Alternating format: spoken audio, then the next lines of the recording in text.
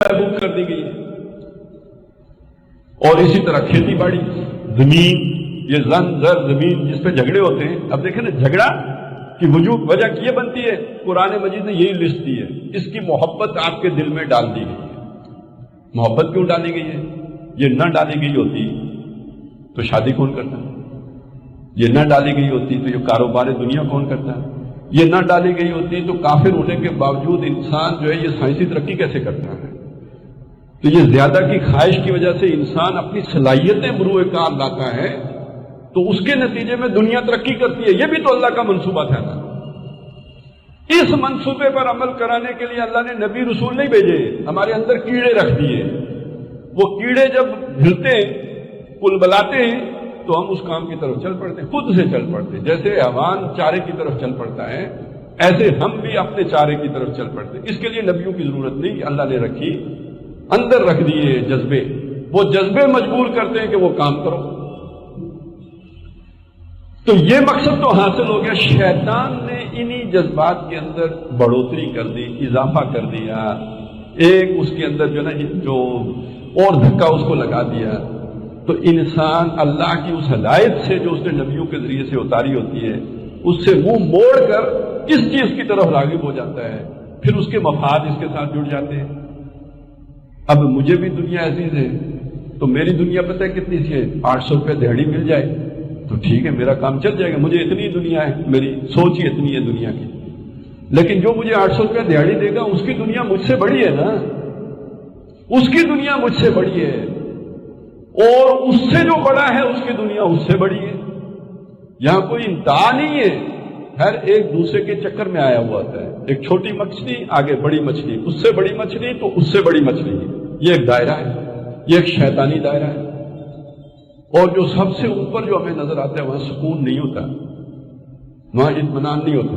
کہتے ہیں Bill Gates کی بڑی دولت ہے، اگر وہ دولت سکون دیتی ہوتی تو اس کی بیوی اس سے طلاق کیوں لیتی؟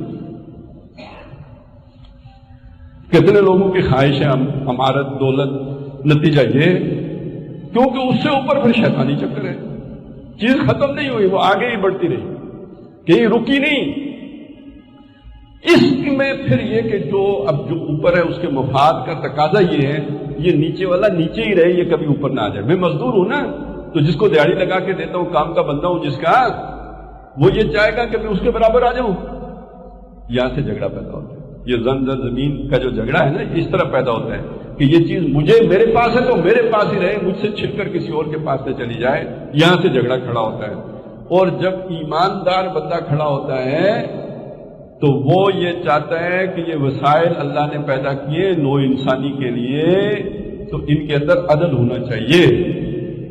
کئی لا یکون دولتم بین الاغنیاء منکم، تمہاری دولت تمہارے غنیوں کے درمیان ہی گردش نہ کرتی رہے۔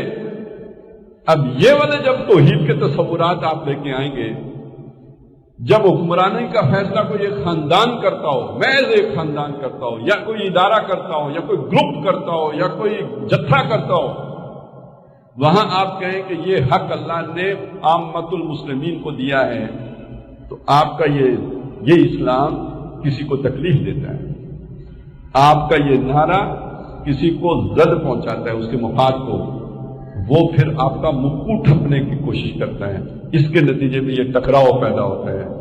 تو جان لیں کہ اگر آپ نے ٹکراؤ کو اوائڈ کیا ہے، بچایا ہے اپنے آپ کو ٹکراؤ سے، تو اس کا مطلب ہے آپ نے کلمے کا حق ادا نہیں کیا ہے۔ یہ کلمہ ارتعاش پیدا کرتا ہے، یہ کلمہ تصادم پیدا کرتا ہے، یہ کلمہ جھگڑا کھڑا کرتا ہے۔ اس جھگڑے کے نتیجے میں کمزور ہونے کی وجہ سے بھوک آئے گی، تکلیف آئے گی، تشدد ہوگا، ہڈیاں ٹوٹیں گی، قیدیں بھگتنی پڑیں گی۔ یہ ہے تو کلمہ اندر ہے، یہ نہیں ہے تو کلمہ اندر نہیں ہے۔ خلاصہ یہ ساری بات کا حاصل یہ کہ ہم یہ سوچیں کہ کلمہ میرے اندر ہے، اگر کلمے نے میرے اندر جا کر یہ ساری چیزیں کھڑی کر دی ہیں تو یہ صحیح والا کلمہ ہے، اور اگر نہیں کیے تو وہ کہتے ہیں نا آج کل ویکسین کا دور ہے، تو کہتے ہیں یار نقلی ویکسین لگا دی ہے، اس نے تو میں نے ویکسین کروائی ہوئی تھی بچے کو، اس کو پھر بھی جو ہے وہ احضا ہو گیا۔ کیوں ہو گیا بھائی؟ ویکسین نقلی تھی۔ کلمہ پڑا ہوا تھا، میں حق کی خاطر نہیں کھڑا ہوا، تو اس کا مطلب وہ کلمہ نقلی پڑا ہوا تھا، اصلی نہیں پڑا ہوا تھا۔